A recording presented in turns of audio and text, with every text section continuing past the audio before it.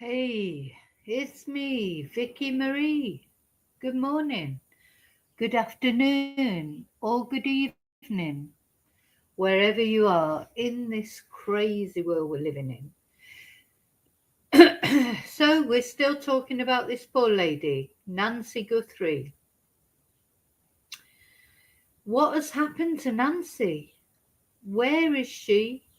What happened that night at her house over there in Tucson, Arizona, when this person, whoever it is, turned up at her door? Who are they? Who is this person? And despite the fact that this CCTV was taken, and I do think we have to presume that there is more CCTV, this person still has not been identified. And the things that are being said from people who have sources within the police department is that there is still no suspect. That still they do not know who this person is. How can that possibly be? How can that possibly be that they still do not know who this person is? They still haven't identified a vehicle, from what we can gather. They're just no further on, really. In fact, anyway, that's how it feels. Hopefully, that's not the reality of it. But this is what's been said, that there still is no suspect, and they still do not know who took this lady, Nancy Guthrie, 84 years old, who took her from her bed in the middle of the night. And what we're going to talk about in this video are so I took the last couple of days away from talking about this, and I've just been watching a lot of different podcasts and reading about it, etc. And I'm starting to think that the whole crime scene was completely staged. How can it be that this woman was taken in the middle of the night from that house? What we're going to look at a Brian Ensign video where he goes around the back of the house with an ex-police officer from Piedmont County, to have a look at the access from the back, because they're saying now that the back doors were propped open. This is what Savannah said in one of her interviews, in her last interview. The back doors were propped open. So it sounded as if they either came in through the back or went out through the back. But when we have a look at this video that Brian Ensign made, you think, how could they possibly have gone in through the back, or certainly not been able to bring Nancy out through the back? Don't forget, Nancy's mobility was limited unless they carried her out. Why were the back doors propped open with plant pots? You prop a door open when your hands are full, don't you? I've done it many times. You're taking stuff out to the bin or doing whatever, and you don't want the door to blow shut on you, so you prop open the door with something, and so that you've got your hands free to carry whatever it is you're carrying out. So apparently that's what they did, or he did. We don't know if we still don't know if it's just one person, or if it's a gang of people or two people. We don't know. But anyway, somebody propped the door open, and now Ashley Banfield is saying it was with plant pots, with Nancy's plant pots. She got quite angry about that in her video. I've noticed with Ashley Banfield, since she came off News Nation, she's just doing her individual podcast now. Her language has got a lot worse. It's quite funny, really. She's like she's got the free reign to get angry. She was very angry about the fact in her video that this twonk had used Nancy's plant pots to hold the doors open.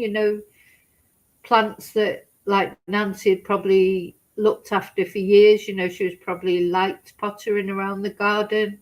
You know, as you get older, that you know that it's limited the things you can do, I suppose, in gardening or keeping plants and things is one of the things that you can do, and it makes your environment prettier. And anyway, Nancy's plant pots were used apparently to prop open the back doors. So why did the prop open the back doors? So these are my questions. So you've got the back doors propped open with plant pots. You've got a virtually inaccessible way of coming up the back. We're going to look at Brian Enton's video. He did a video showing us the back of the property. How and also him and the guy from the you know, knows the area, they got lost. They were in the daytime looking for Nancy's house at the back way of, and they got lost. And how would somebody in pitch black darkness, why would they choose that way to go in anyway? And if they did get in through the back way, people were saying that maybe Nancy even left her doors open or at least unlocked at the back, possibly. But then why is there blood on the front porch? So the blood is on the front porch. Nancy's blood, and it is Nancy's blood. It has been tested. So you've got blood on the front porch. You've got the back doors propped open. You've got an inaccessible back way, or practically, you know, you can't imagine that somebody would try and come in that way in the dark unless they knew the area very well. So this is what I'm coming down to. So then you've got Savannah saying that Nancy was taken out in her pajamas and barefoot, and we don't know how she knew that. Has she seen? Is it because her slippers were still there, all the shoes were accounted for? Or has she seen a video or been told that there is a video of Nancy being carried out in pajamas and barefoot? And then this talk about her begging for mercy. How does she know she was begging for mercy? Or is she just imagining that in her head? Anyway, my personal opinion now, I think the whole scene may well have been staged, because now Brian Enton also is saying, that source of his is saying that the inside of the property was immaculate. Immaculate, that's the words that are being used. No sign of blood inside the property, nothing disturbed, except for the fact that Nancy had disappeared. So, you know, if you put all that together, you wonder, is this a completely staged crime scene? Whatever happened to Nancy, did it not happen there? And the thing is, if it is staged, and anyway, I do feel that this is somebody who knew Nancy well. And I'm not talking about the immediate family. I know that the immediate family have all passed polygraphs and been cleared by the sheriff, and it could be anyone who knows Nancy well. I just cannot believe that somebody who did not know the house, or if they don't know Nancy well, they know the area well, they know the house well. You know, for some reason, they've been to that house before. They knew that it was Nancy they were going for. You know, always intending to take Nancy, and, you know, whether those 2 kidnap notes that Savannah seems to think might well have been genuine, were genuine. Then people are saying that one of them was an apology because, you know, it seemed like, did something happen to Nancy as she was being kidnapped before that, you know, and that's why there was no proof of life ever given. Anyway, this is what we're going to chat about, and I'm going to show you those videos. That's what we're going to talk about. First of all, I just want to say thank you to you all. Thank you for watching. Thank you for liking. Thank you for subscribing. Thank you to those of you who sent Ko-fis or super stickers, PayPals, etc. And all of you that send me emails and leave nice messages. Thank you so much. Hello, lovely lurkers. I hope you're all well. Hello to replay crew. I hope you're well too. And somebody said hello to me in chat. Somebody's up at this ungodly hour. Hi, old hippie.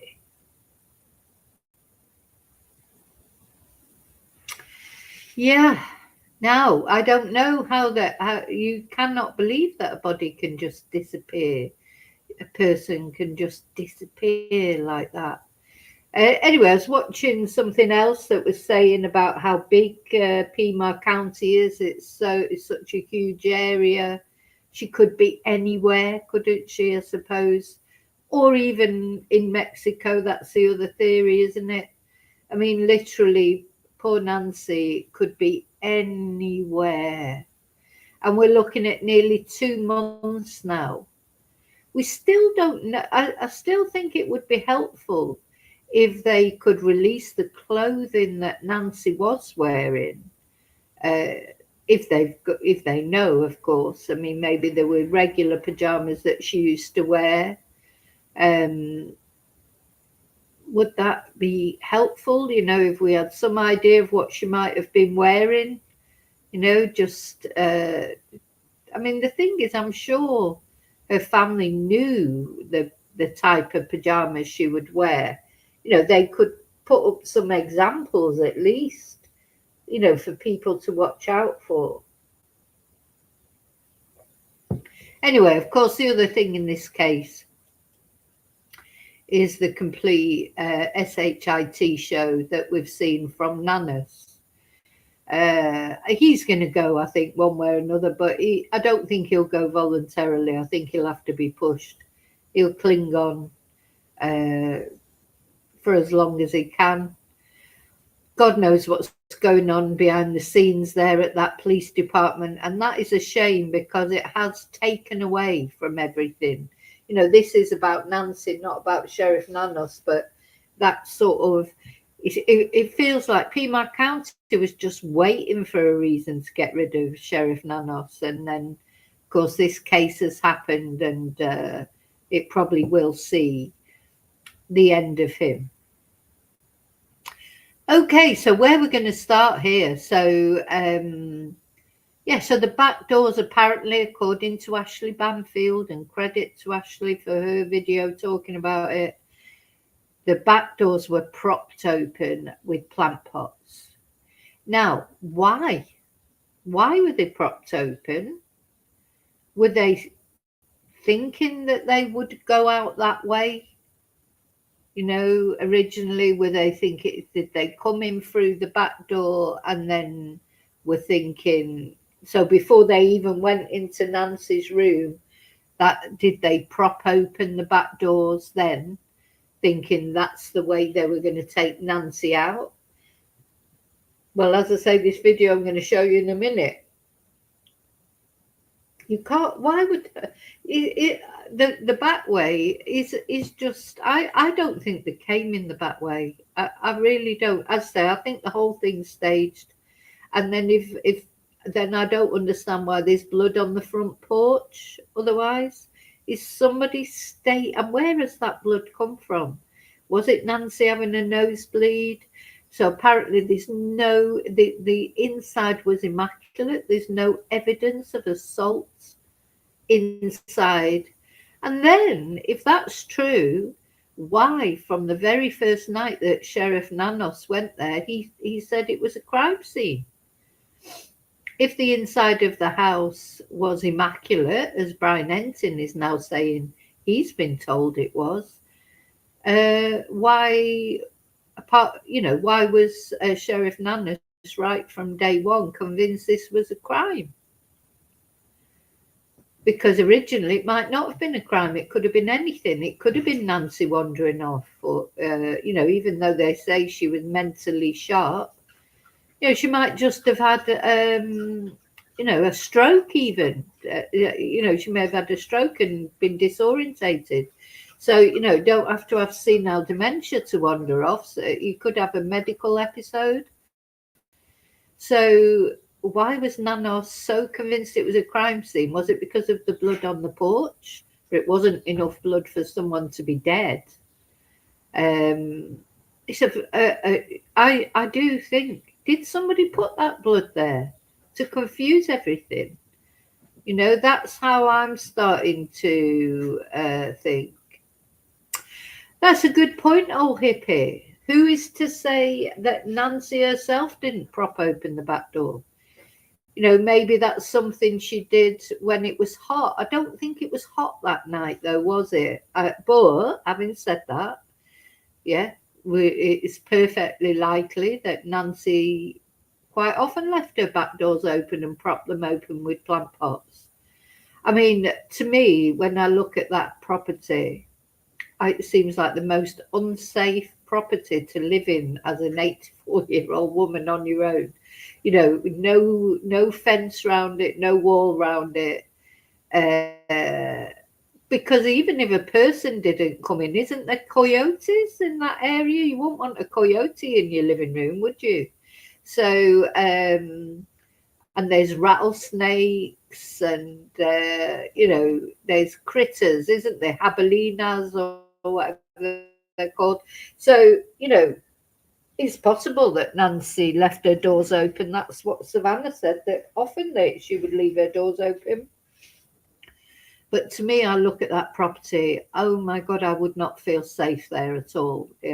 Now, even living with somebody else, I just, and there's certainly no way I would leave my doors open. Now, I know Nancy had lived there a long time and people either get complacent about their neighbourhoods and things.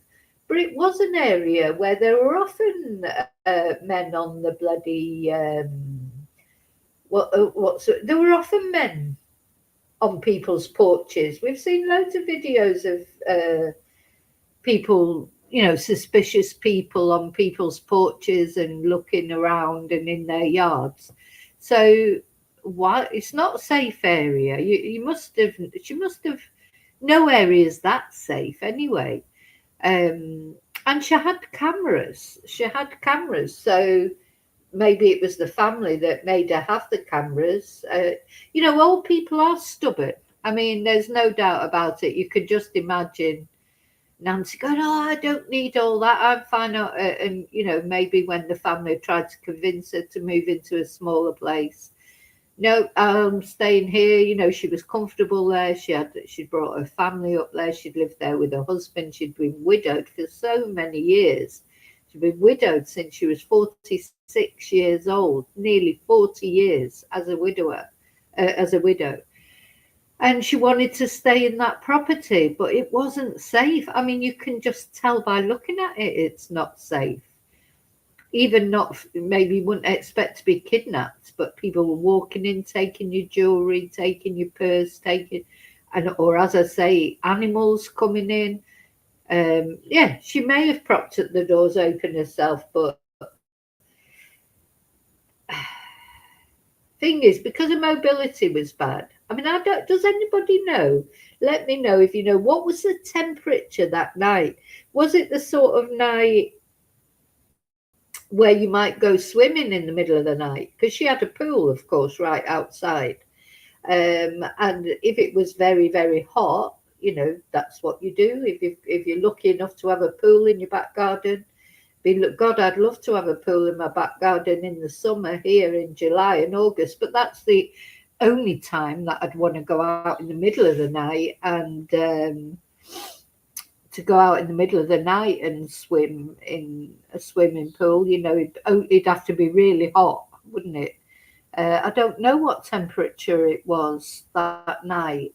I don't know if anybody knows, but so I think let's have a look at so we're going to have a look at the Brian Ensign video where he shows us the back of Nancy's house. And to me, there's no way these people went in through the back unless they knew that area so well. and I mean really well. I knew when I say that area, I mean Nancy's house. This is what whoever has done this, I think they know Nancy. They went deliberately for Nancy, and I think it's staged. The crime scene is staged, in my opinion. Just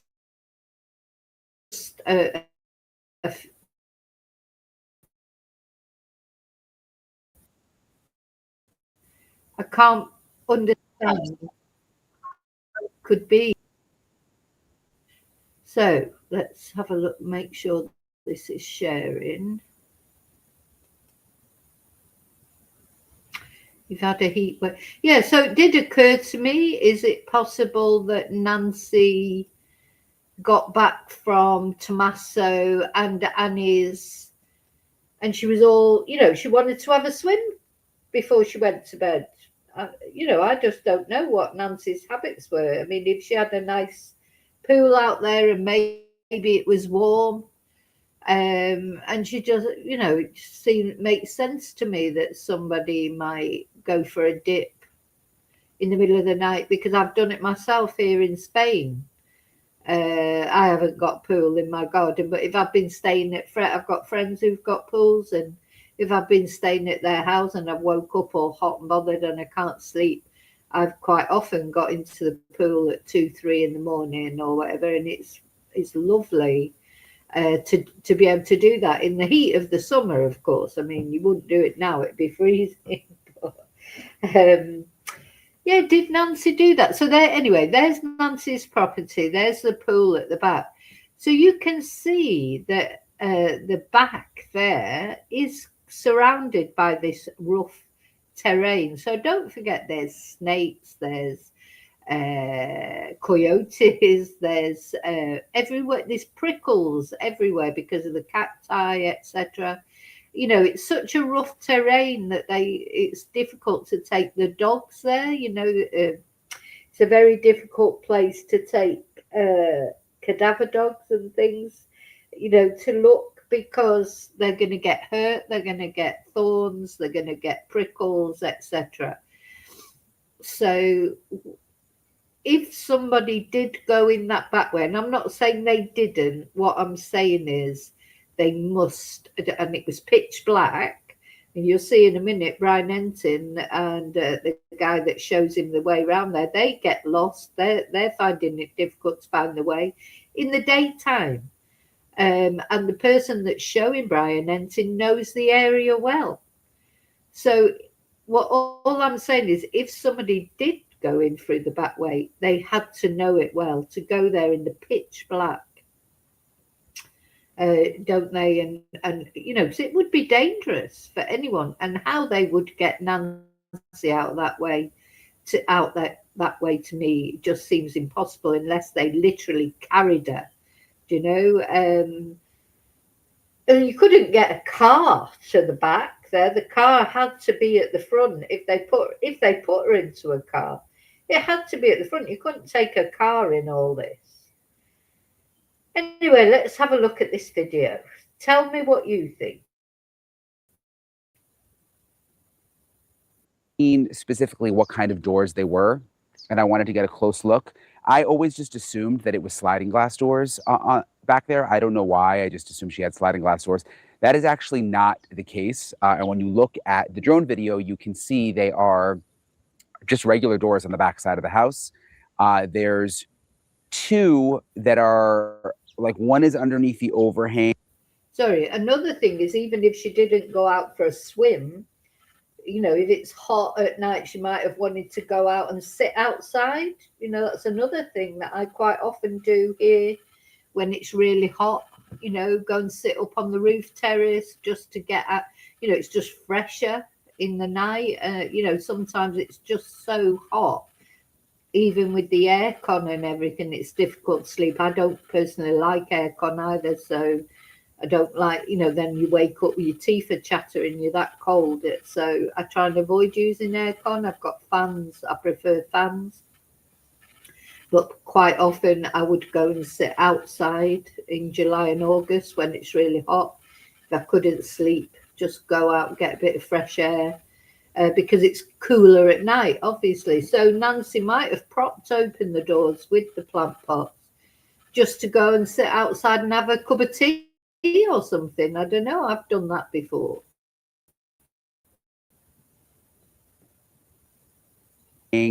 There's one kind of to the side of the patio area. So there's two right there. And then there's one over near the garage door. So from what I could see with our drone, there were a total of 3 doors on the back side of the house. One seemed like it was connected to the garage, though, 2 that were connected to the house. And what was interesting, again, they're not sliding glass doors. There are windows on the doors that I could see, kind of like pane glass windows on the top. And again, it was Savannah who said that doors, plural, were propped open when Savannah's sister Annie and her brother-in-law Tommaso arrived at the house. Before I get into more on this, let me replay for you exactly what Savannah said so you can hear it if you missed it.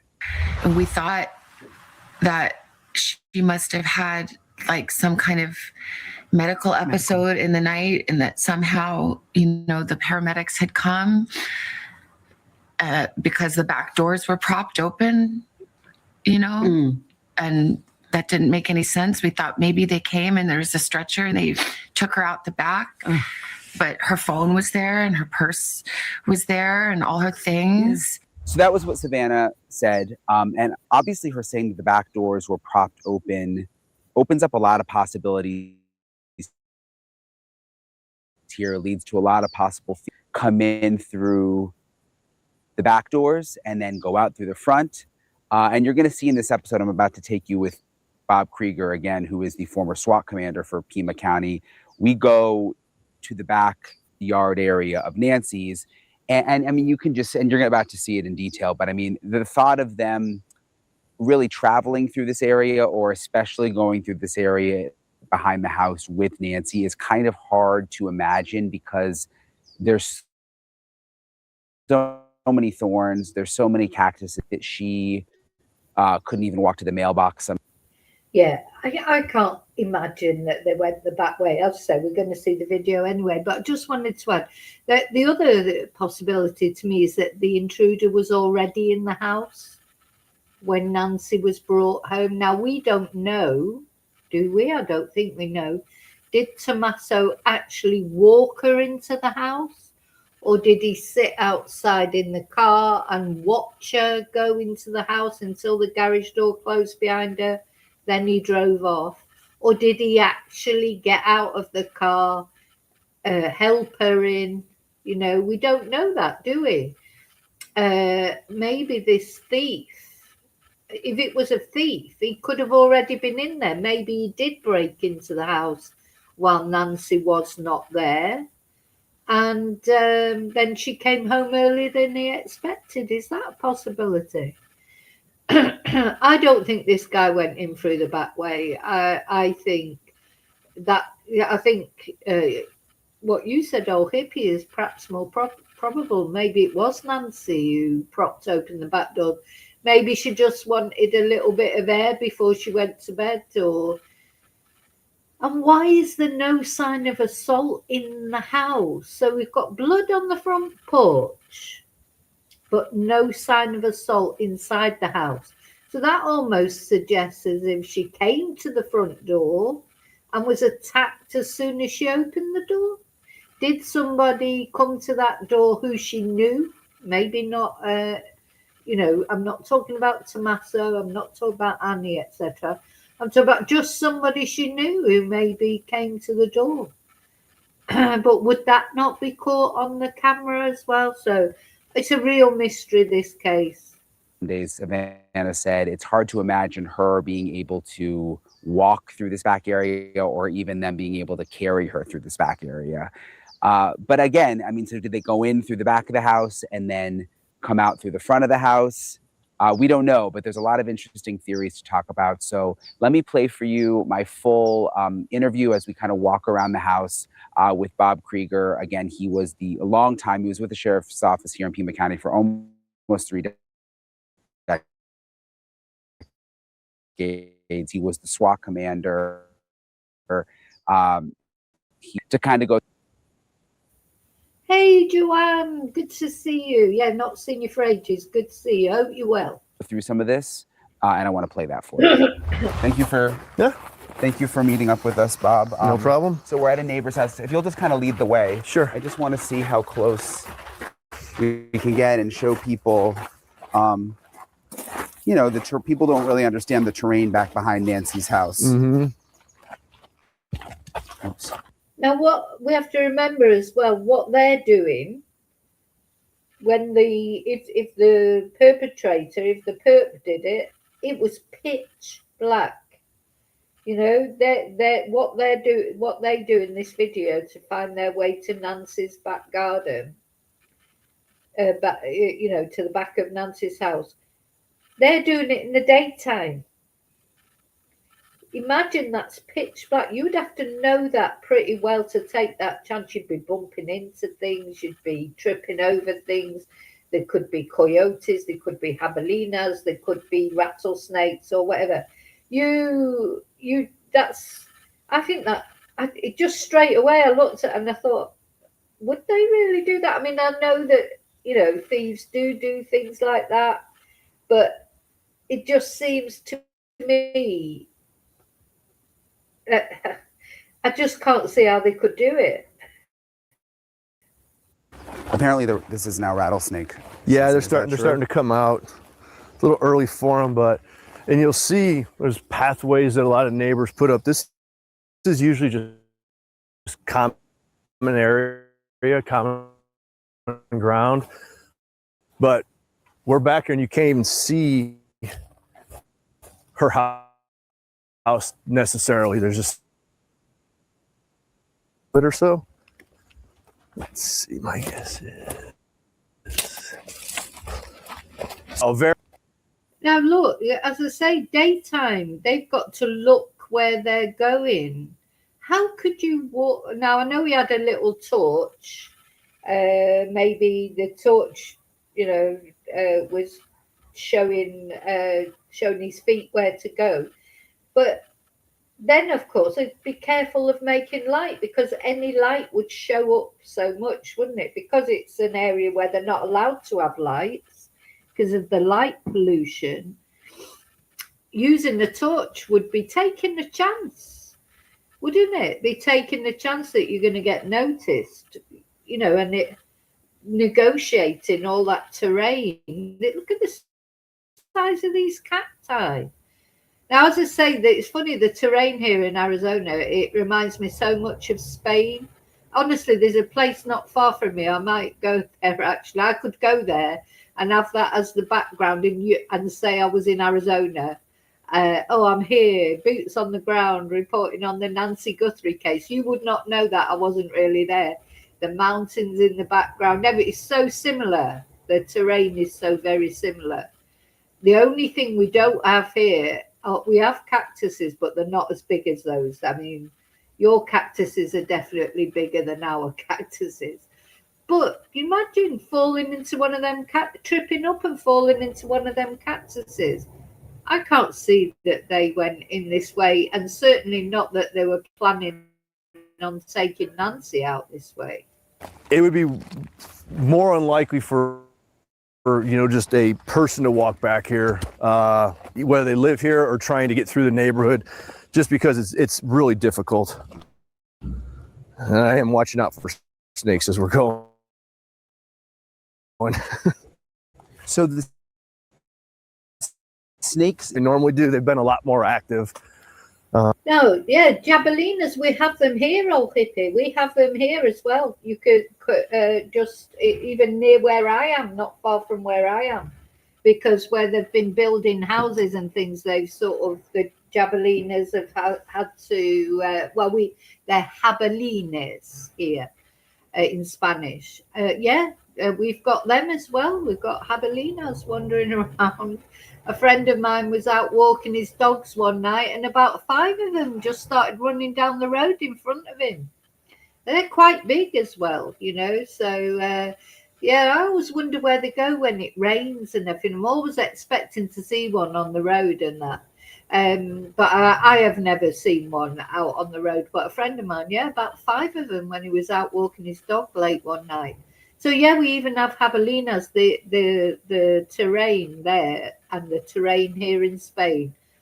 As I say, I could go out. I might do it one day and say I was in Arizona. Nobody would know the difference. It is so similar. So they might start waking up around now too. Have you seen any have you seen any this season yet? I haven't yet, but I've seen a lot of pictures. Yeah. And do they, I mean, again, I'm from Florida. So Yeah. do they bite people regularly? I mean, Not, that's, you have to really try to get bitten. Even if you Just makes me laugh, Brian, because you can tell he's really worried about the rattlesnakes. He keeps asking about, oh, you know, he is terrified. But he's got alligators in Florida. I mean, I think I'd be more scared of an alligator. But having said that, of course, rattlesnakes, if they do bite you, is it a fatal bite? Or I suppose you have to go to the hospital immediately. But as this guy says, they would do anything to not bite you. I mean, the thing is, these things, they're not like crocodiles who want to bite you because they want to eat you. The rattlesnakes, they'll bite you if they have to, if they feel threatened, I suppose. Now, we have snakes here as well, but we don't have any poisonous snakes. We have grass snakes, but they're massive. I have seen quite a few snakes around the Campo. Literally huge. The Campo is the Spanish word for like the countryside, and they are huge, these grass snakes, if they're allowed to grow to their normal size. I saw one crossing the road literally in front of me once. I was going down a windy road, this massive snake winding its way across the road from one side to the other, because the road I was driving on is right in the middle of a load of Campo. I've seen them when I've been walking the dogs. A friend of my son's once, he was like, you know, we were all walking the dogs, and he jumped and nearly landed on top of one. You know, so we do have snakes, but we don't have rattlesnakes, thank God. Don't think well, I know we don't have any poisonous snakes here in Spain. We have scorpions. Old Hippie mentioned scorpions before. That's another thing you might find there. And we do have those here in Spain as well. almost step on them, they don't want to bite you because they don't want to waste their venom. I worked in a unit that we lived in the desert for almost 5 years, and we'd run into them all the time, and no one ever got bit. So do you think there's a possibility that this came, be careful of this cactus, guys. Yeah. Came through this back way? It's possible, but I don't really think so, because you see it, like, unless you've probably already lost your sense of direction. I have. In just a few seconds back here. So, you know, you use things like telephone poles and things like that. But really these open areas just butt up to the backs of houses. So if anyone's ever back here, you're... Now, thank you, Joanne, for the super sticker. That's very kind. Thank you. And I agree with you, Joanne. It was too big for Nancy being on her own, but from what the family have said, she wanted to stay there. As I say, I think sometimes old people can be very stubborn. You know, they want to stay in the property that my mum and dad were the same. My dad would not move out. They would not move out of their house, even though it was too big for them. And they would have, it was a council house, which is like, you know, I don't know where it be in your country, but state, you know, owned by the state, if you like. And if they had a 3-bedroom house, and once, you know, they were on the more elderly, they would have been given a nice little flat to swap and then give up the 3-bedroom house to put a family in there. And my dad would not move. He would not move, even though it was a big upkeep for him, especially when he was looking after my mum when she was ill. So, you know, people are stubborn. They want to be independent. Now, having said that, my mum and dad's house was nothing like Nancy's. To me, I could not live in Nancy's house. I just couldn't, even with dogs, even with, living with somebody else, even if my son was living there as well. I just could not do it. I would not feel safe. Or at least my bedroom would be like a fortress, so that if anybody did actually get in the house, there's no way they would get in my bedroom. That's for sure. Once I was in I couldn't sleep knowing that everything was so open like that, and I would feel so vulnerable. So, of course, Nancy had lived there for many, many years. Probably felt safe there, but I just don't see how she could, because there were robberies in the area. There were robberies, and that's why everyone had cameras, or a lot of people had cameras. I bet a lot more people have got cameras now than had them before. So apparently, yeah, there's been a big demand for more security cameras since this incident. You're just not, no boundary around the property or anything. It's all just open. So as I say, even if if it wasn't a person that came into your house, what's to stop a javelina coming in your house, or a coyote, or a rattlesnake, or anything, So yeah, it wouldn't be for me that I could not live there. I could not even sleep there. I just couldn't. Now, this is interesting, because as this guy has just turned to Brian Enton and said, "Oh, you're probably disorientated now." And it turns out he's disorientated as well. Now, this is a guy who knows the area. He used to be on the SWAT team. He knows this area, and he got lost as well. So that's why I can imagine this scene, and then this is in the daytime and they got lost. How would you, unless you knew that area so well? It's almost as if they'd have to have a trail of crumbs to find their way to Nancy's house, like Hansel and Gretel, wouldn't it? Otherwise, how could you possibly find your way at night time around all this terrain to the back of the house? I don't see how that can have happened. You need a lot of dogs alerting, and you're gonna have to really probably shoot through someone's yard.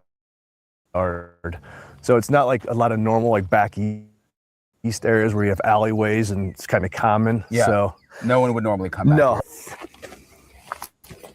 She's got a brick house. I think that actually might be right there. No, that's not it. Yeah, see, even you're confused. It is Yeah, confusing. exactly. Yeah, Yeah. I think it's this way. He says, "I think that might be it there," and Brian's going, "No, that's not it." I mean, if he doesn't know, how is anyone supposed to find their way through all this? I think we should follow the poles. Oh, yeah. Yeah, because when I was looking at the drone, we're actually not as close as it feels. Okay.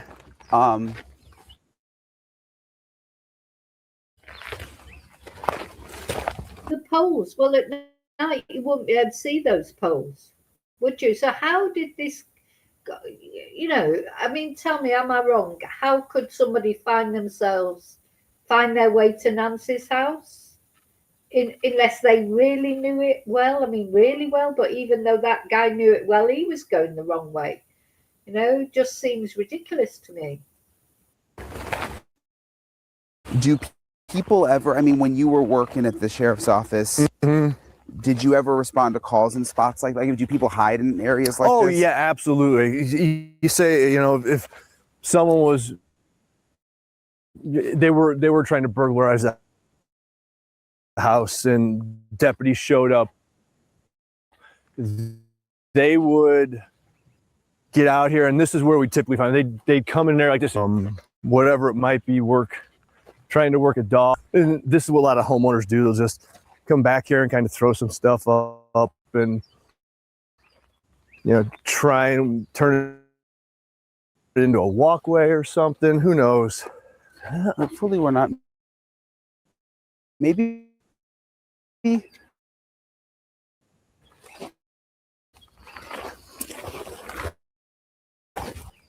you think? Although I don't want to go in anyone's backyard. Yeah. None of the good thing is none of this is backyard. So this is all public? Yeah. It's a utility easement. Pull up the map real quick. hear some voices. So this would also show you that if someone used it back here, they would have had to come out a couple of times. They would have had to be familiar with wherever to get through here, wherever they parked. Yep. And we're again not easy out of the neighborhood, so just a little more. So I think we're at. Yeah. So They've got to look at at Brian's phone to find their way. So let's see. That's like right there, I think, isn't it? Yeah. Yeah. Oh yeah. This actually I think might be. Oh yeah. This is the house that CBS was using. Okay. So now I know exactly where we are. Does your gut tell you that one of the suspects would have come back through the back way, like through here? No, I really don't think so. At night, even if you're really familiar with the area, it's going to be tough to traverse, even though it's not real thick. Even though it was a fairly moonlit night, it's tough. You know, you have to know where to park at. You're probably going across someone else's property to get to an area like this that's open. Then you have to get to Nancy's house. Ultimately, if you take her, bring her out the back, and there's no way they're bringing her back this way. You know, so if they got there that way, they clearly had to go out to the front. Yeah, because we know the back doors were propped open, according to Savannah. Is there any way you think they could have brought Nancy out this back way? It seems kind of impossible. No, is possible? Yes, highly improbable. Just based on her size and the weight and carrying someone, getting over walls. Just you saw Cactuses everywhere. Yeah, you saw how difficult it was just for us to walk through her by ourselves. Imagine trying to carry someone either by yourself or with the help of somebody. It's not easy, and so I don't think the back way would be practical at all. And it's not going to be quick, and it's going to be loud.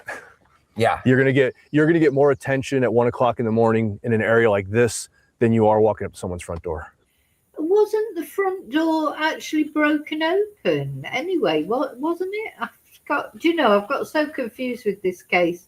There's just so much conflicting information. You can't get your head around how they got in there and why was nothing disturbed. So in another bit, we'll have a look at that in a moment. So in another Brian Ensign video, he's saying that his source, and he seems to have a good source there at the police station, at the police sheriff's office, is saying the scene at Nancy's house was immaculate. That's the actual word. So where was Nancy assaulted? Was she assaulted at the front door?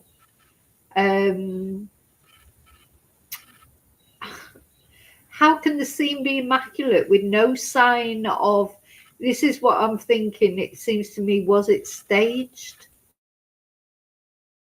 When people have dogs here, sure, and I'm sure that they're not used to people being back here, so especially at that time of night. Yeah. So you're going to get all the dogs in neighborhood barking, kind of going off and things like that. Did you hear there was one dog that passed by, and the owner around the time that Nancy disappeared, the dogs wanted to go outside? Yeah. Have you heard about this? I have not. And no. they were looking in the direction of Nancy's house. Yeah. And they never wake up in the middle of the night. It would make sense. My dogs, if someone walks, I live in a very similar neighborhood kind of. Hi, Darren. What was I just thinking then when he was talking?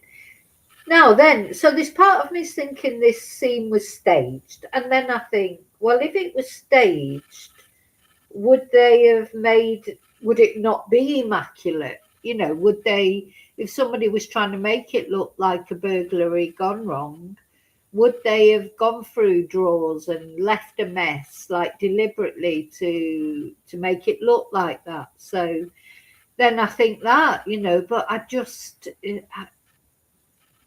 I think people are really struggling to reconcile the fact that the back doors were propped open, but the blood was on the porch at the front. Those two don't go together, do they? So because it's usually very quiet. So the littlest thing on a lot of dogs, they're going to alert to it. And we've used that, officers use that. If you're chasing someone through an area like this, you stop and you listen. If the dog's over there barking, I'm going that way because that's probably where the people are going. So it would make sense. Very quiet, very established for a two. So this is Nancy's house. Now, you know, just as I say, sorry, to me it just looks completely unsafe. You know, you can walk right up to it. There's, you've got a little bit of a wall there by the look of it round the pool, but you know, you can access it easily from the front. Look at these great big windows and sliding doors, and that's the guest bedroom. I mean, could they have been hiding in the guest bedroom? You know, could that? But surely the police would know that there'd be some DNA in there. But you know, were they hiding there in that house, waiting for Nancy to come back? Were they already in the house?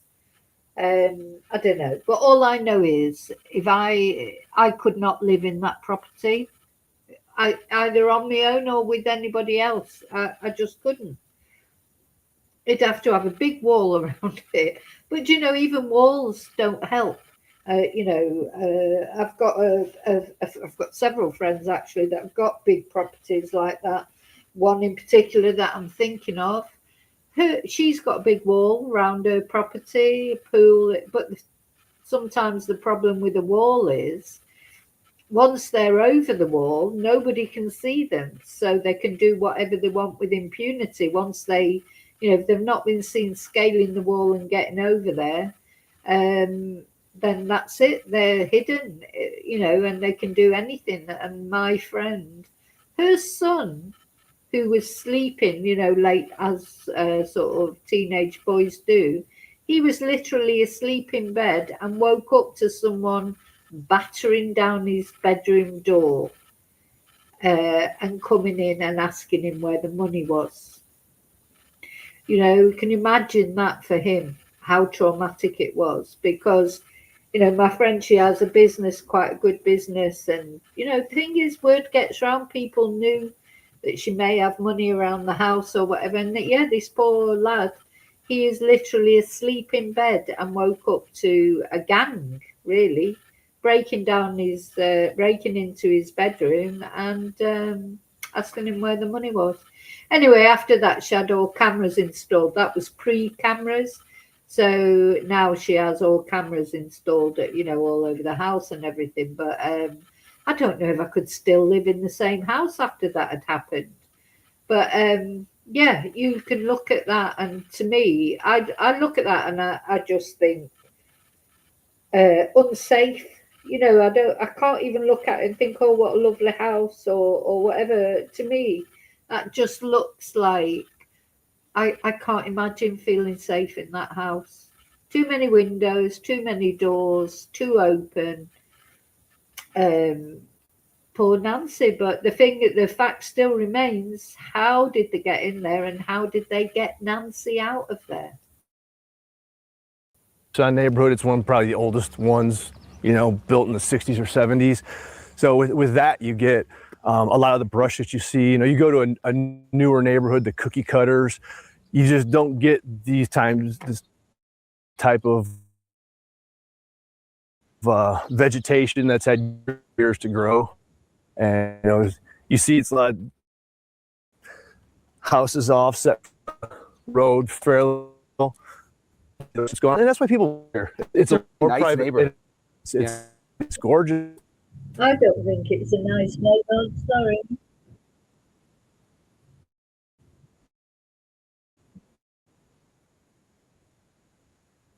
Now, yeah, that's a good point. Oh, they did. There was talk in the very first instance of blood. Was it on the lamp or something? And in the hallway. That's it. We hear so many different things. Now, I've got to add a caveat here. This is Brian Entin saying that his source has said it was immaculate.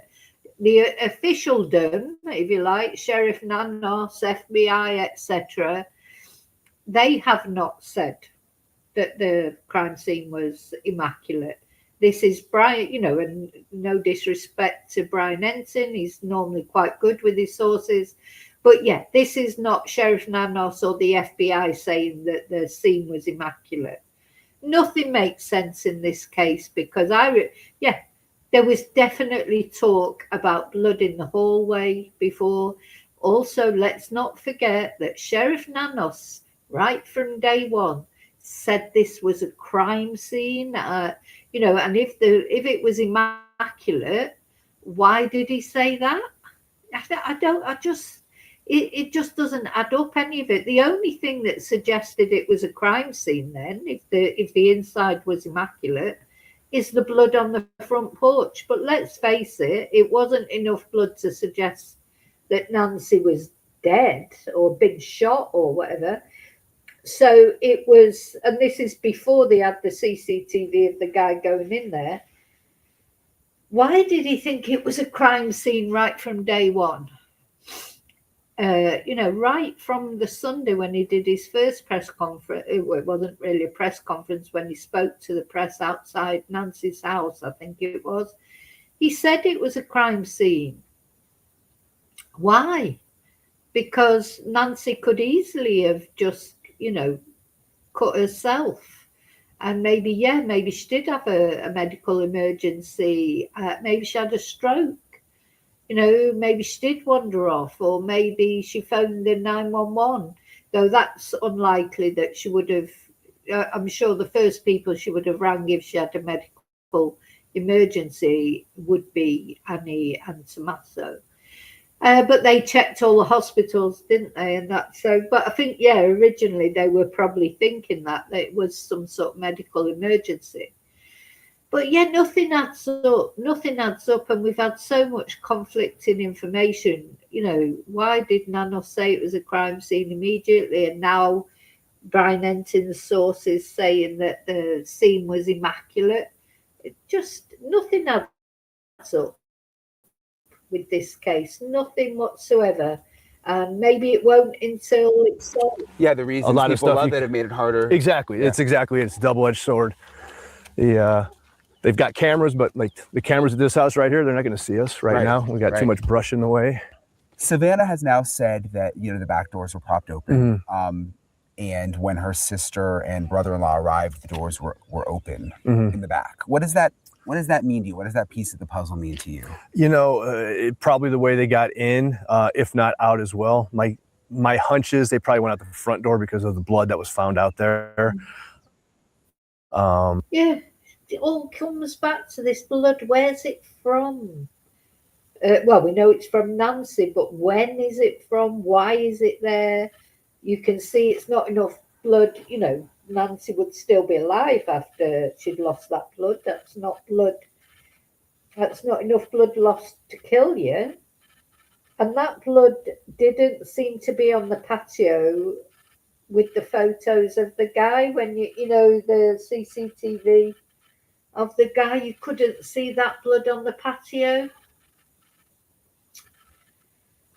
And why didn't, you know, it has been a complete mess, this, hasn't it? Because why is that mat still there?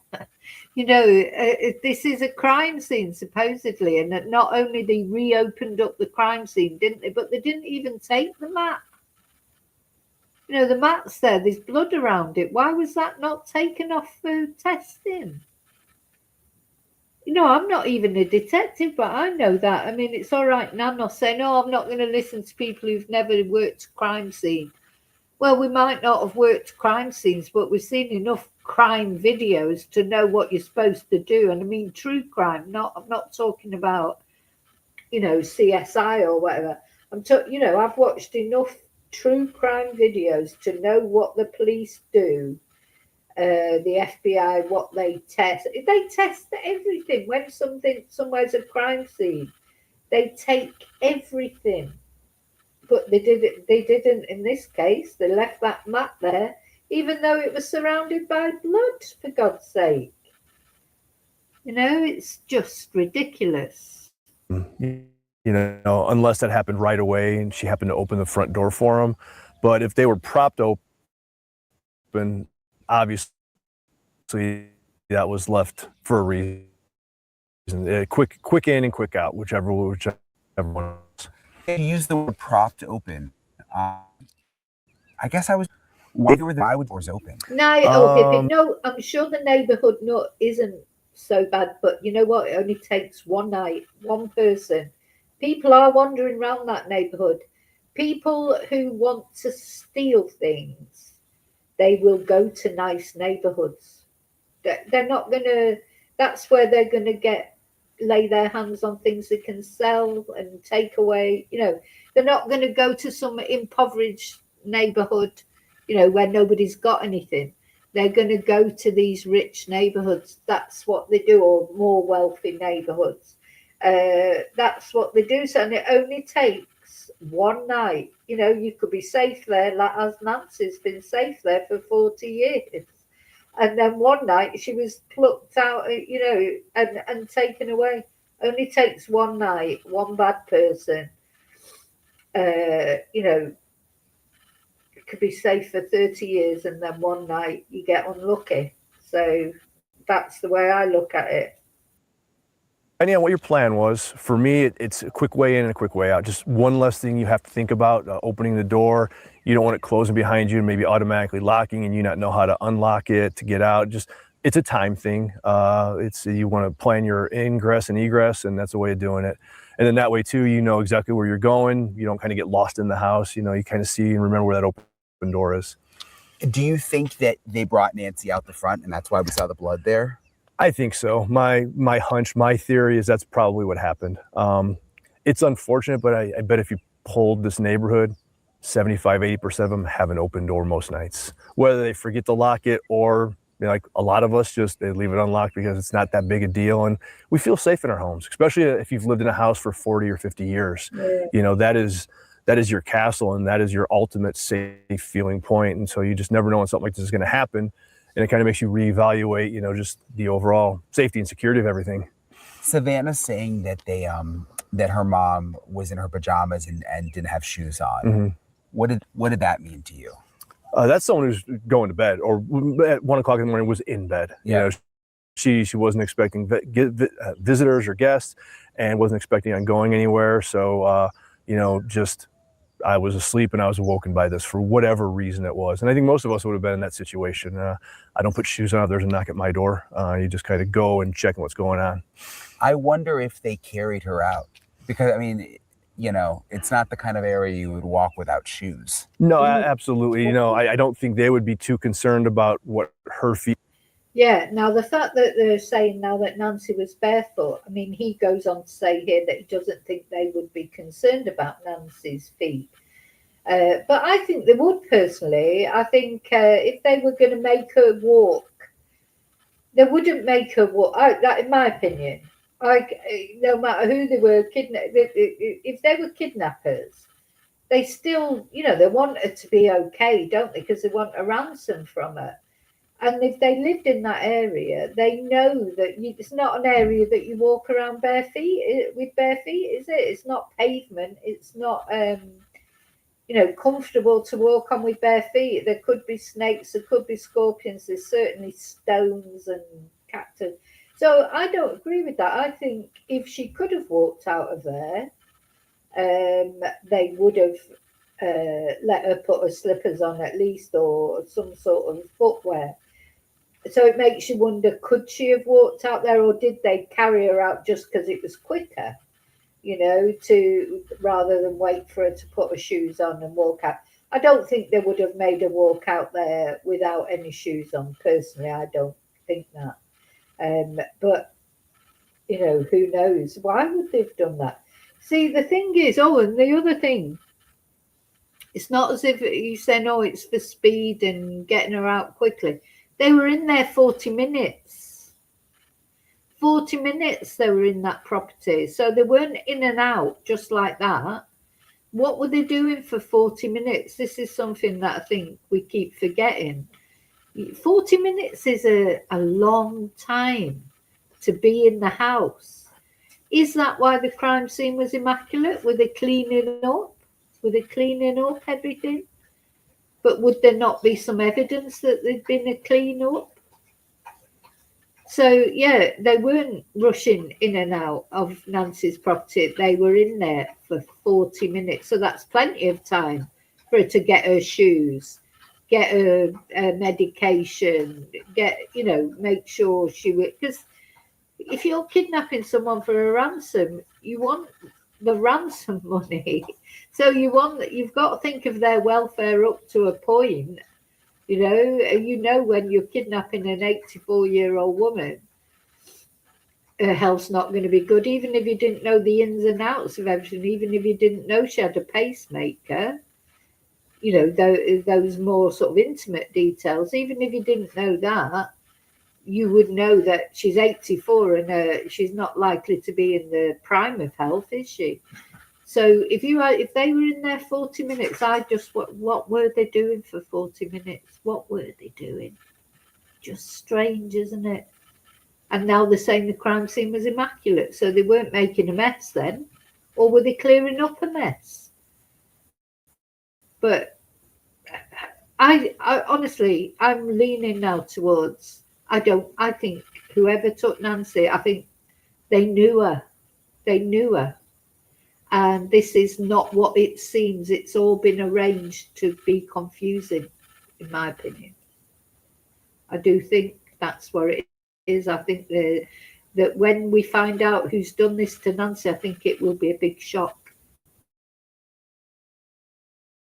Were like on the way out, but at the same time, again, my theory, my hunch is she was probably carried out. They probably restrained her inside some way, and as they left, they just carried her. It's one person job. It's easier with two of you, but 150 pounds or so, from what I've been hearing, is about what she weighs. Dead weight's not easy to carry. If you've never tried to do it before, most people, you can't just throw someone over your shoulder. But if you have a partner, you can't. Once you get, it's relatively easy. So, we've seen some of today already. Yeah, I don't think people realize how hard it is to carry a body. I didn't until someone. Hi, Mark. Hope you're well. Yeah. Now Brian's going on to say about how difficult it is to carry a body, and yeah, we don't know, do we? But the only thing I suppose. I've never had to carry a body, of course, but the only thing I can even liken to it, and it's nothing like it, but when I go to the supermarket, I buy a great big sack of dog food, and you have to sort of, if I haven't got my son with me to help me lift it, so I can sort of push it out the trolley into the boot of the car. Then when I get it to the house, to get it into the house again, if my son's not around, I mean, he can just lift it with one hand, and what will that be? I think it's 10 kilos. Will it be 10 kilos? I don't know. But I have to drag it along. I can't lift it, but I can drag it up the steps and drag it along the floor into the kitchen. That's the only sort of thing I can think of that I would do anything like, So yeah, you would drag, if it was a bodies normally get dragged, don't they? Nancy wasn't, I don't know what she weighed or whatever, but even someone who's quite light, a dead weight is, exactly that, isn't it? Weighs really heavy. So even if she was only little Nancy, it's not easy to carry a body. Now, if there was more than one of them, of course, they could carry it easy. But then what a lot of people do, of course, and what we hear about a lot, they put them in suitcases, don't they? Bodies get put in suitcases and then get wheeled out. It's just horrible to think of. But then you think, wouldn't there be marks on the ground where somebody had been wheeled out? I don't know. It's bamboozling, isn't it? This whole case. Kind of explained it to me. Like, no, it's awkward. It's even dragging that amount of weight. If you don't know what you're doing or how to do it, you're probably going to hurt yourself, and it's going to be like 2 inches at a time. It's not an easy task. There's a science behind it, and once you know, that's relatively easy. So again, things that you can find on, like everything else, YouTube or the internet. Well, there's a science behind it, and once you know what it is, it's relatively easy. It's giving everybody tips on how to move bodies. But yeah, at the end of the day, you would Google it these days. Everybody, imagine it having on your search engine how to drag a body. Oh dear God. Well, of course, a lot of these idiots, they do have things like that in there. A lot of twonks when they're caught, they do have this search history, don't they, of how long does it take a body to decompose, or, how to move a body, or best places to hide a body. People do Google twonks like perps. They do Google things like that. It's crazy, really, when you think about it. Somewhere, how do I carry someone? How do I, get them off the ground easily? It's all body mechanics. It's easy once you know how to do it, but if you don't, which 99% of the population doesn't, like you said, it's not easy. What else did you take away from Savannah's interview? I mean, do you think it's going to help? Yeah, I do think it's going to help. The biggest help I think it's going to be is that it's keeping it current. It's keeping the people around in the neighborhood, nationwide, worldwide, with their eyes a little more focused on it. And again, I think that sooner or later someone's going to see something, hear something, remember something that maybe I guarantee there's people in Tucson who still don't know this is going on, just because there's folks who don't watch TV, don't follow it, and they're like, oh my God, that reminds me of that woman I saw 2 months ago, and then they call it in.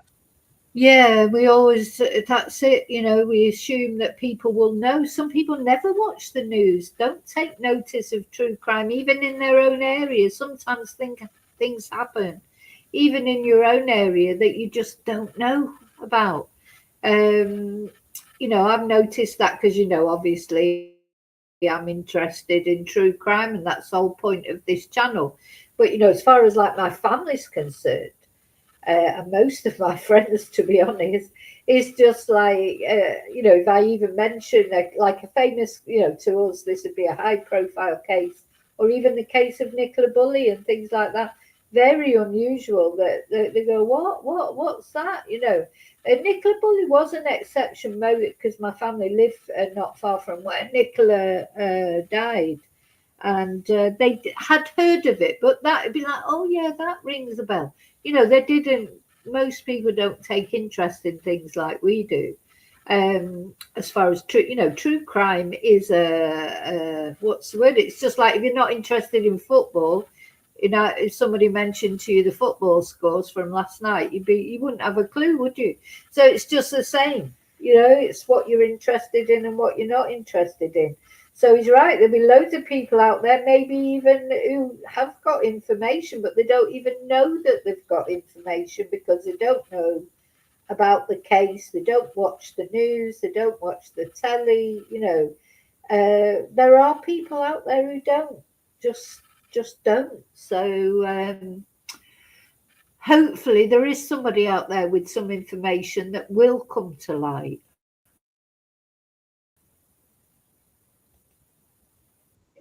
So that's how it's going to help.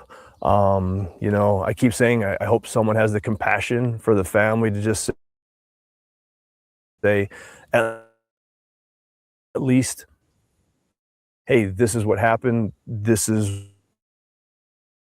what's going on. So they get what they need. But at the same time, So to answer your question, how do they know they were in there 40 minutes? I think that's the time lapse between, what is it, from when didn't they say, it's something to do with the Google cameras anyway. It's something to do with the cameras. There's a time lapse of that they think they were there. Now, there's no doubt we haven't seen all the CCTV. They may even have CCTV or door cam footage or Nest footage of them taking Nancy out the front door. Though, had they already taken the camera down by then? So it's something to do with that. There's a reason they said it for, in fact, I think it was 47 minutes. But trouble with Sheriff Nanos is you can't believe anything he says anyway. People doubt him. Let's see if I can find out how they know.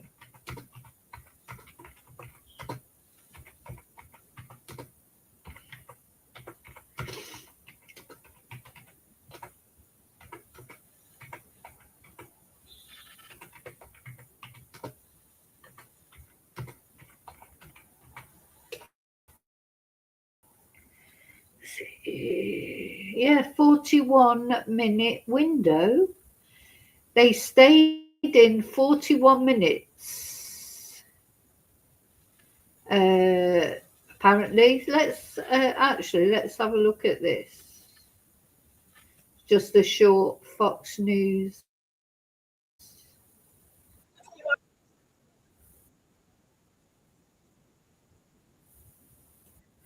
Now, don't forget, this is what Nanos has said. This is, according to Nanos, and we can't believe Nanos always, can we, sadly? Let's have a look at this. Yeah.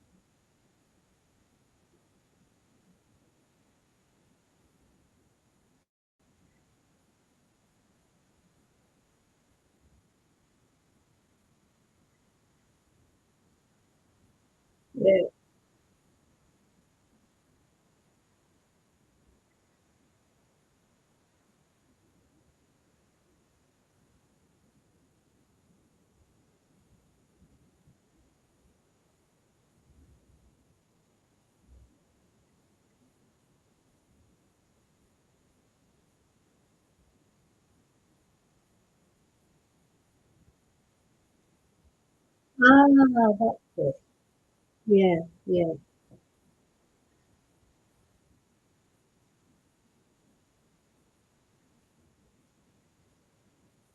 Yeah, that was it. It's the pacemaker. That's how they know how long they were in there, because it's the time in between the time on the Google camera as they went in, or that perpetrator was seen outside, and the time that Nancy's pacemaker was disconnected, because probably because it went out of the area, it disconnected from the app thing. That's how they know it was 41 minutes. Yeah, yeah. Now I remember now. I was thinking, how did they know that? But that's how they know. It's the time between when the perpetrator was caught on camera and the time that Nancy's pacemaker disconnected from the app, suggesting that she'd been removed out of the area.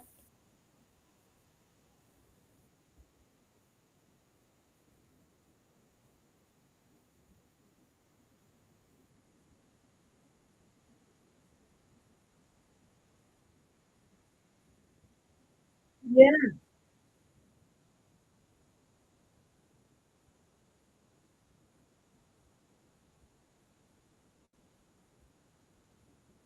that's very interesting, actually. I've not seen this little interview before, but that's a very good point. So they're in the home. They know there's a camera outside because they've disabled it. They've gone in the home. There are cameras inside, but they weren't working. How did they know they weren't working? Why did they not take those cameras off? They knew they weren't working, didn't they? This, I tell you, whoever has done this to Nancy, they are very closely associated in some way with that home, with Nancy. It could be a member of extended family. It could be somebody who's been to the house to do work in there. And maybe Nancy said to them, "Oh yeah, don't worry about the cameras. They don't work." Just we don't know.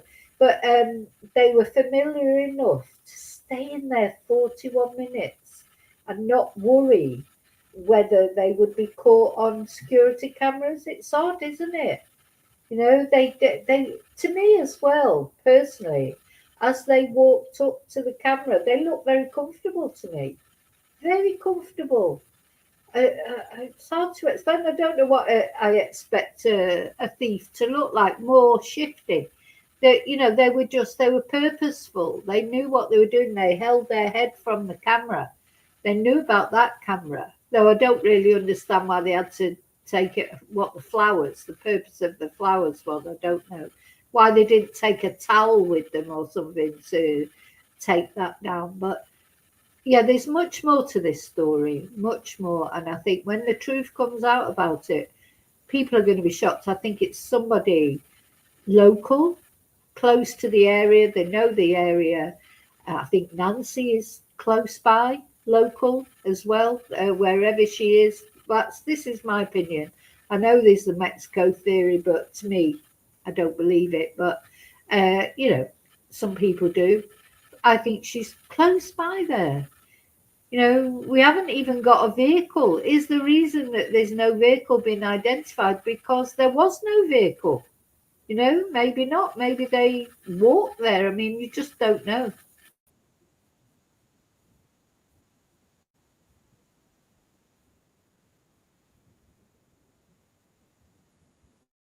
Yeah, yeah,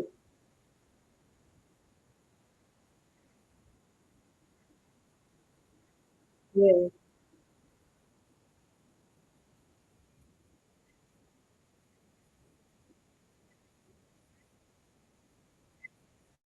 So that's where we are still. Still, we don't know what happens to poor Nancy. Uh, will we ever find out? Well, I'd like to see the back of this guy, first of all. I think if anything good comes out of this case, it will be the removal of Sheriff Nanos, who, let's not forget the complaints against Sheriff Nanos are not just because of the Nancy Guthrie case. People were already complaining about him, but it's just given, he probably would have stayed under, if this Nancy Guthrie case wouldn't have happened, he would have stayed under the radar until he finishes his term. But I don't think he's going to get to the end of his term. And I can't say I'd be sorry because he's just done too many things wrong, isn't there? And there too many people don't like him. It's like, as I've said before, if somebody gets criticised publicly, and someone like a sheriff, politicians, etc., there'll always be people that will criticise them. But normally then somebody else jumps in and says, oh, no, he's really good, and blah, de, blah, de, blah, de, blah. Nobody has defended Sheriff Nanos from what I can see. His deputies, 300 of them voted no confidence in him. They've got the recall situation started off. So, it's hard to feel sorry for him because, from what you can hear about him from everyone, I'd love to see somebody stand up there and say, no, Sheriff Nanos is a brilliant sheriff. It's just not happening, is it? So, yeah, we still don't know who this guy is. We don't know if he was working alone. We don't know if he's working with someone else. But I think 100% whoever he is, he knew that house intimately, or, reasonably intimately. Anyone who comes to your house to do some work would know your house intimately. Come and do something and it's, oh no, don't worry about that camera, it's not working, or don't worry about that door doesn't close properly, or watch the dogs, don't let the dogs out, etc. They come to your house, to your home, to do some work, whatever it is, or to come and give you a pedicure, give you a manicure or a massage or whatever. They come into your home and they know it, up to a point. So I do think whoever went in there to Nancy's house, they felt comfortable in there, comfortable enough to stay 41 minutes. So anyway, as always, every day I say maybe we'll get some news today. Maybe today will be the day. Of course, all the streamers have returned there to the scene. Once Brian Ensign went back, they all followed him because they think that Brian, he gets inside information. So they probably think he went back to the scene because he thought something was going to break. And maybe something will. Let's hope so. This poor lady and her family, they need their minds put at rest one way or another. We need to know, even though it doesn't seem like it's going to have a positive conclusion, any conclusion has got to be better than this. Not knowing where this woman is must be torture for her family. So I'm just still praying. I think about Nancy a lot. And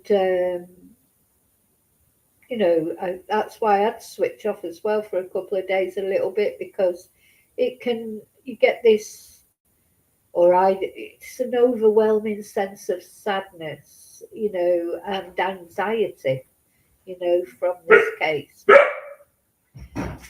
Okay, that's it. I'm off. I'll see you really soon in the next video. And as always, prayers for Nancy, and may your God go with you. Bye.